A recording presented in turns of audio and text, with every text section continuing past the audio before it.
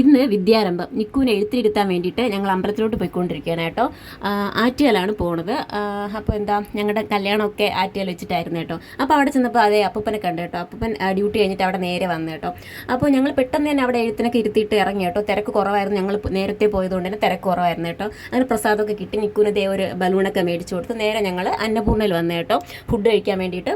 അപ്പോൾ ഞങ്ങൾ ഓൾറെഡി നേരത്തെ വന്നിട്ടുണ്ട് കേട്ടോ അന്നപൂർണ്ണയിൽ. അത്യാവശ്യം നല്ല ഫുഡൊക്കെയാണ് കേട്ടോ. അപ്പോൾ ഞാനും ചേട്ടനും പൂരി മസാലയാണ് കേട്ടോ പറഞ്ഞത്. സാധാരണ ഞങ്ങൾ എപ്പോഴും ദോശ പറയാം, പക്ഷേ ഇപ്രാവശ്യം ഒരു ചേഞ്ച് ആവട്ടെ എന്ന് കരുതി പൂരി മസാല പറഞ്ഞു. പിന്നെ അച്ഛനും അമ്മയും മസാല ദോശ പറഞ്ഞു കേട്ടോ.